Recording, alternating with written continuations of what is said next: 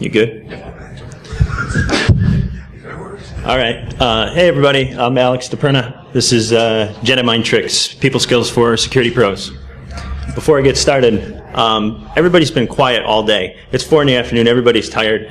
I think we should just give a round of applause for the people that put on AnyCon, whether it's the crew or the organizers.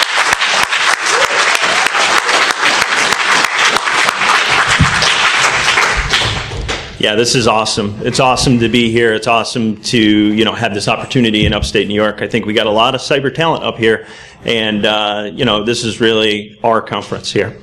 So, yeah, thanks so much. Okay, so who's this guy?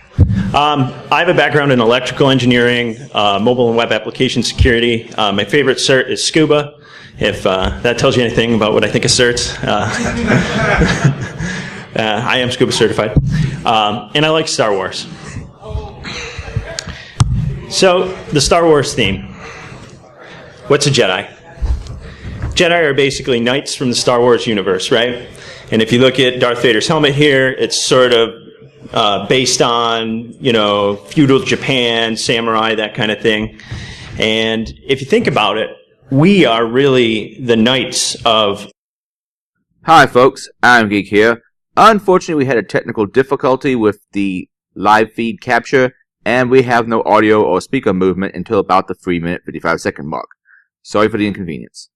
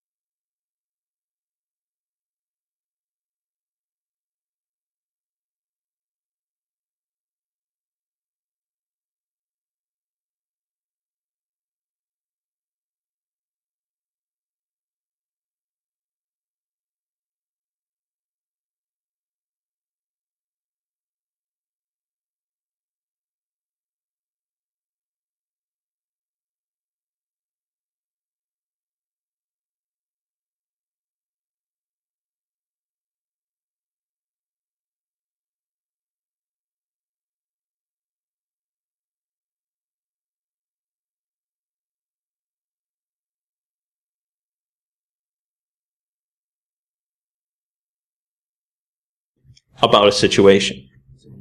When you do that, you do have increased power. Another good quote from John Maxwell there. Okay, so what about information security? You're sitting here saying, okay, great, leadership, whatever. You have to sell your ideas, like I said. That is how you will influence. That's the bottom line. That is what is going to make you powerful. So how do you sell an idea? Here we have Steve Jobs. He's really excited to be at IBM. He's pointing at it with a finger. I'm not sure which one. And basically, Steve Jobs figured this out a long, long time ago. And we're very lucky to, have had a person like that in our lifetime. And basically, it comes down to this. People don't buy what you do. They buy why you do it. So here's an example. If you hear from IBM, we make great computers. They're user-friendly, beautifully designed, and easy to use. Want to buy one? You're like, yeah, maybe. This sounds like a good computer. Now compare it to Apple's pitch for the same thing. With everything we do, we aim to challenge the status quo. We aim to think differently. Our products are user-friendly, beautifully designed, and easy to use. We just happen to make great computers. Want to buy one? Now, I don't know about you guys, but I want to buy the Apple computer based on that. You know, it's hitting the hacker psyche. You know, that's who we are. We challenge the status quo. We aim to think differently. You know, that's their marketing. But why does that work? The reason it works is because decisions are ultimately motivated from deep inside our brain. So in that computer in your head, there are different layers. You can think of a ring bus and a CPU, same idea. At the deepest, darkest recesses of your brain is where your emotional response and ultimately where your decision making comes from. That's your why.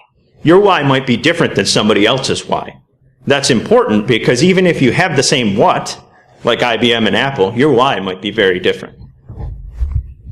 So, if you can affect someone on an emotional level, if you can connect with them in that way, it will help to influence their decision. Another factor is motivation. There's two kinds of motivation.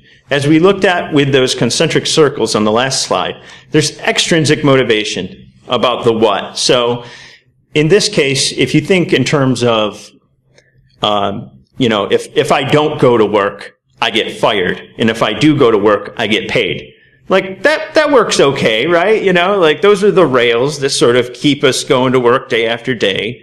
But it doesn't really motivate us. I don't know anybody in this room, or anywhere else for that matter, that if they stop getting paid would go and say, yep, I'm going to go to work in the morning. That's not going to happen, right? So, great leaders and great influencers know that you have to create personal interest, and that personal interest comes from the why. If you can do that, if you can foster personal interest, then someone will come back day after day, because they're not doing it for the money, and they're not doing it, for those external reasons. They're doing it because they're interested.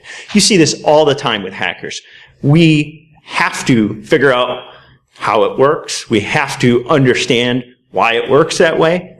That's an intrinsic motivation. We're doing it just because we enjoy it.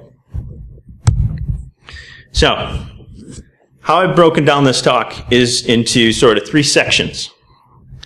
The Jedi mind tricks are coming, I promise. You need to prepare, you need to sell your idea, and you need to build consensus.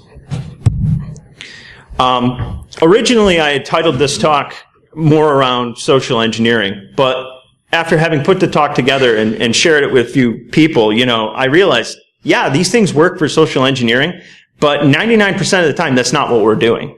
99% of the time, we're interacting with people on a day-to-day basis. So, yes, you can use these things to help with social engineering, but you can also use these things in your day-to-day just to make your life easier, at work and otherwise.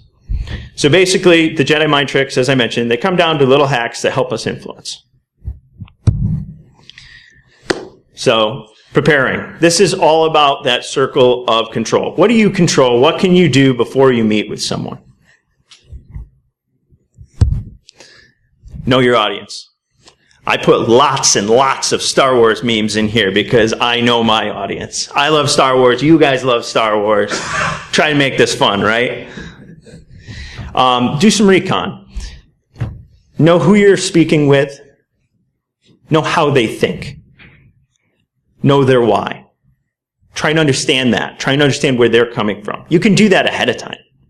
Now, you can't do this every time you have a conversation, but in general, I think it's very possible to, get an idea. You can, do some Google Foo. You can check LinkedIn. You can get an idea of who you're going to speak with. Prime the pump. Figure out what they like. Give a gift. Give a token of appreciation for no reason. Make friends with administrative assistants. These people are the gatekeepers to everyone that's important that you talk with, that you want to influence. If you get into a situation where people close to the people you want to influence, think you're a good person to talk to, that's helpful. If I say that, Dave Kennedy approves this message, automatically my credibility goes up because of that. If Dave Kennedy says Dave Kennedy approves this message, that much more so, right? Plan ahead.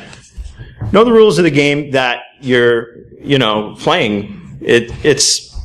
You have to know what you want, and you have to know how far you're willing to go to get it. And you have to practice when you do this. And that requires planning. And that's just the way it is. You have to know, where you sit within the organization, where you sit within the situation, what it is you're hoping to accomplish. Control your appearance. Try to monitor how you're perceived. And that's not just like, I'm wearing a suit. That's like the cadence you talk with, the tone of voice. Even when you're on your way to a meeting, walking slowly, breathing, simple little things. People notice that stuff. Maybe subconsciously, but people notice that stuff. Security makes people nervous. When you meet with somebody who's not in security, you might not realize it, but they feel like they just got pulled over. Their stress levels go through the roof, and they shut down, and they get defensive. That's not what you want. Whether it's social engineering or otherwise, you want to foster a relationship where the only urgency is towards solving a problem, not with the relationship between you and the other party. All right, so we did everything we could. We did our homework. Now we got to sell our idea. How do we do that? Make a connection. Smile. It's not going to kill you. Use the person's name you're interacting with. People love to hear their name. They love it. And show genuine interest. When the other person's talking, nod your head. Be like, yeah, that's awesome. And also be authentic. People can tell when you're phoning it in. They can tell. So just be authentically you. Project confidence. Enthusiasm is absolutely contagious. If you believe in your idea or your product and you share that with other people, they are going to get excited about your idea or your product. That said, there's a fine line between enthusiasm, confidence, and maybe cockiness. So, one of the things you can do is ask for feedback along the way. You can say, hey, how am I doing? Say, hey, am I doing okay? Yeah, all right, see? He's engaged now. I pulled him out of a sea of people and focused on him. And now he's engaged. When you get into situations where, you're trying to get your idea across, it's often helpful to listen. And we'll get into that a little bit later. But the main thing is here, while you're doing your pitch, make sure you keep people engaged. So, own mistakes. Oftentimes, when you meet with people, it won't be the first time you met with them, or your predecessor met with them. And what can you do in that situation? They've already built up a wall. They're already defensive. What can you do in that situation? Ownership. That's the only thing you can do. That's it. You take responsibility. You say, you know what, you're right, and we're working to get better, and we want to move forward. And if you can do that, it disarms that defensiveness. They realize that, it's not you against them. Again, be respectful of everybody. This includes admins, people of lower rank than you, people that you might not see as significant to your topic. Be kind, be nice to people, because others will see that. And how I like to put this is be conscious of the platinum rule. Do unto others as they would have you do unto them. Now that's different than the golden rule we typically think about. Typically we think about, do unto others as I would have them do unto me. But it's not about you. It's not about you. It's about them. Maya Angelou has a great quote here. At the end of the day, people won't remember what you said or did. They will remember how you made them feel. Establish value. So I find one of the best ways to sell your idea is to figure out what the other person wants, and like we said before, why do they want it? Seek first to understand, then to be understood. That means listen. That means don't talk when they're talking. You can also prompt for more information. Just be quiet. After they seem to be done talking, silence. It's awkward, right? You want to fill that space. You want to fill that gap in. And so they'll keep talking. They'll keep filling that space in for you, give you more information. Ask, and what else, in a genuine way. Don't fake it. Don't phone it in. And also rephrase what they said. If they were particularly focused on a certain point or idea, if something really bothered them or they were really passionate about something, then you say it back to them. And in that way, they can tell that you listened. They can tell that you care about what they care about. Think win-win. This is an easy one, but it makes all the difference. When presenting a perspective, you don't say like, well, I think Metasploit's the best. Why can't we use Metasploit? It makes people defensive when you do that. Instead, you got to think about, okay, we're all on the same team. And I don't care if you're a consultant at a business. I don't care if, you work for a business and it's a different team in the business. It doesn't matter. You say, okay, well, we have a lot of different options, and I think we should use this one. What if we use this one? And in doing so, you make the other party part of the decision. And that's important because now they feel like they have a say. And another way to do that is to concede on trivial items. You know what you want because you did your homework earlier, right? You read about the trees if you're a stormtrooper. So, concede on some trivial stuff that doesn't matter. It's okay. It makes people feel like they're contributing. It's a good thing. Dispel FUD. Fear, uncertainty, and doubt. This is a killer. I've had this happen to me more times than I can count. Yeah, exactly. Fear is pervasive in information security because we basically deal in insurance. That's what we are. We're insurance salesmen. We're saying if you do this, then you won't get hacked. It's insurance. So, everyone you're going to deal with basically has this irrational fear of the unknown. It's your job to make it rational. It's your job to identify the risk and make it a real thing that can be managed. How can you do that? Well, just be transparent. Don't use buzzwords. Don't do that. And, keep it simple security. And then give examples. Remember what I said earlier about Dave Kennedy and if he approves this message? If you have maybe a competing company and you say, oh, well, they're using Cobalt Strike and, their CISO loves it.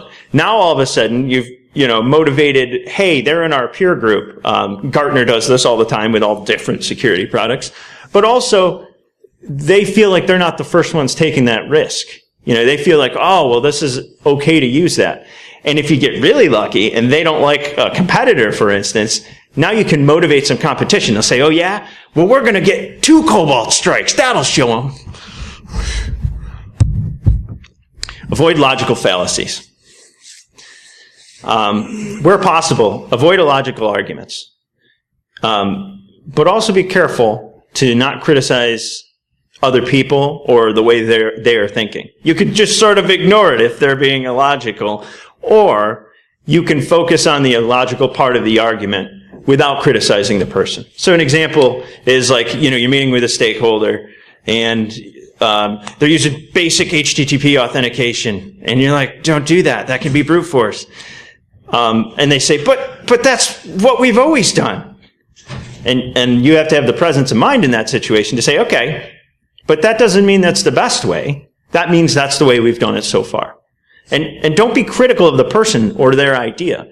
If you volunteer ideas that are too far outside of what they understand, they're going to have a hard time keeping up with where you're going. We deal with this stuff every day. And the average user and the average person, they don't understand our perspective and where we're coming from. So it's our job to bridge that gap.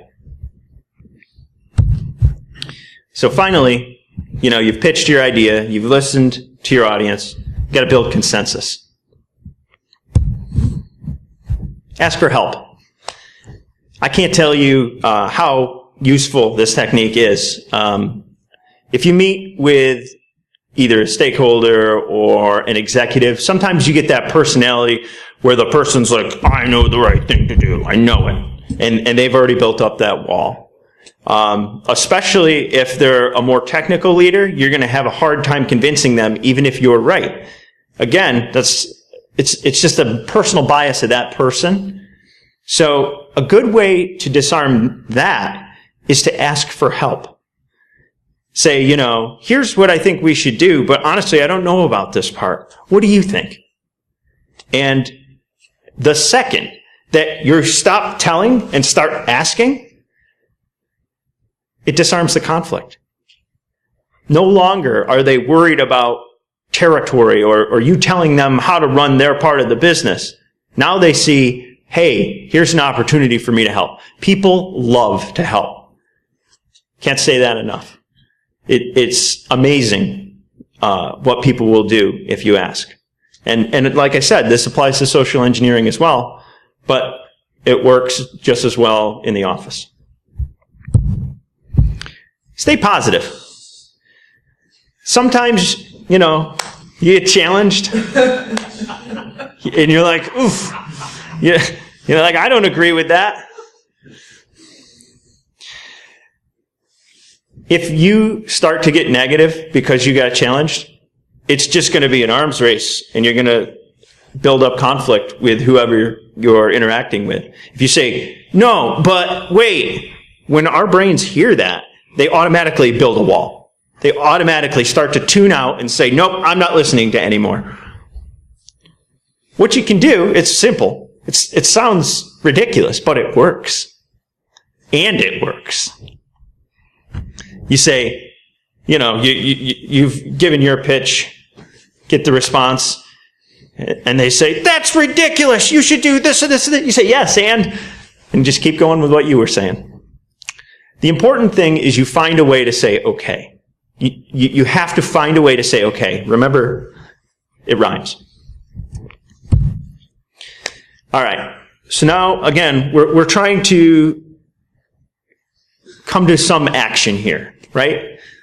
We're trying to make this happen. We're trying to get to a decision and get something done. Sometimes we can't do that by telling people we have a great idea.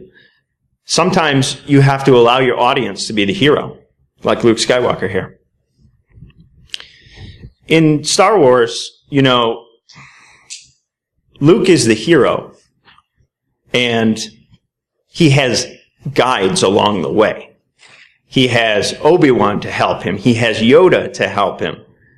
And those guides sort of point the hero in the right direction without doing it for them. And that's really our job as security. It's not to be the hero. It's to be the trusted guide. It's to point our audience in the right direction and say, here, if you do this, you'll save the company. And then, by the way, once they do it, give them credit. You don't care. You got what you wanted. Give them credit.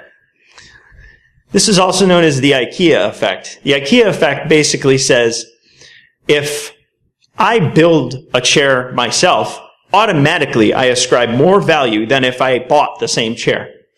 It's a psychological impact for things that we own. And what you're doing is you're leveraging that psychological effect by telling them the story and allowing your audience to participate. Another way to get the audience input without just speaking at them is to ask a question designed to provoke a response. So an example is, you're InfoSec professional. Hey, can we install network access control, so people can't just plug stuff into our network and pop shells? The stakeholder's going to say, no.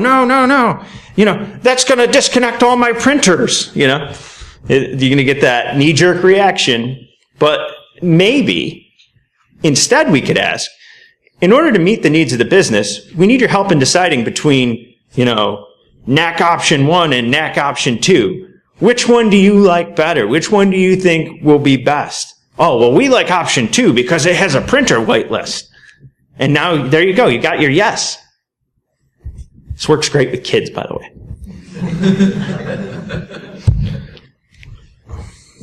Broccoli or carrots?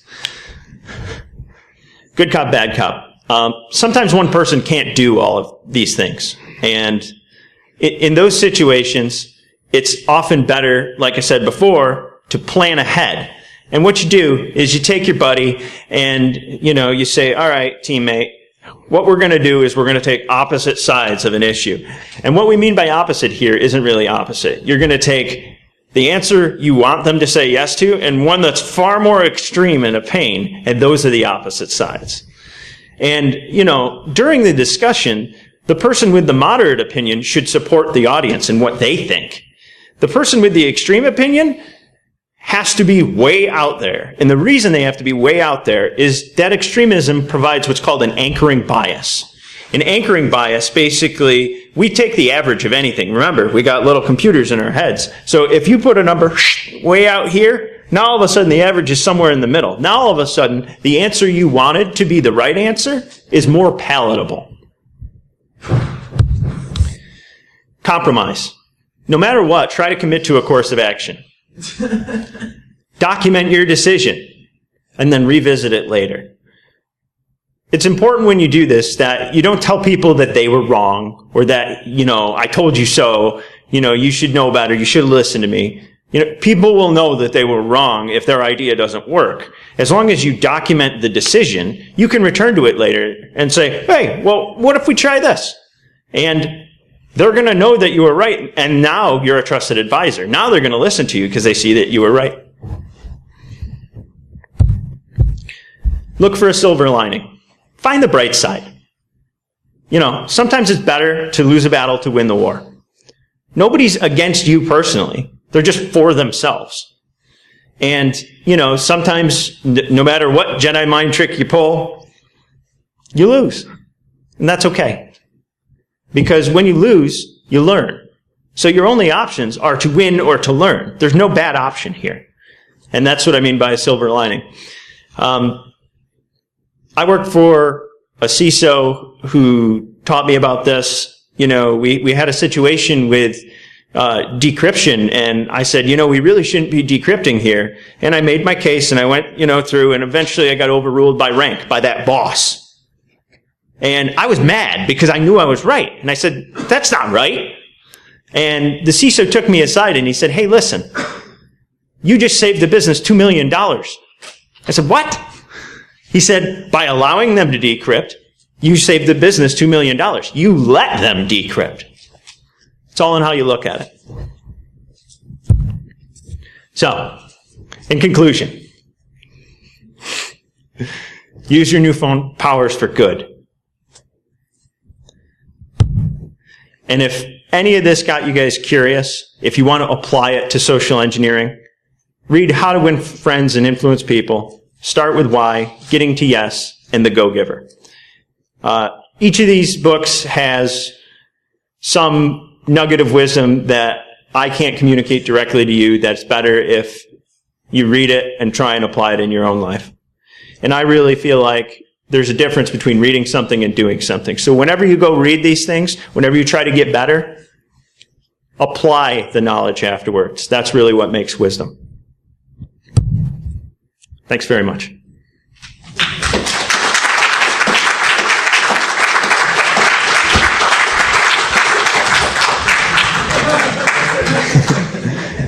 Anybody have any questions? How many gigs have you burned up on Star Wars memes? Too many.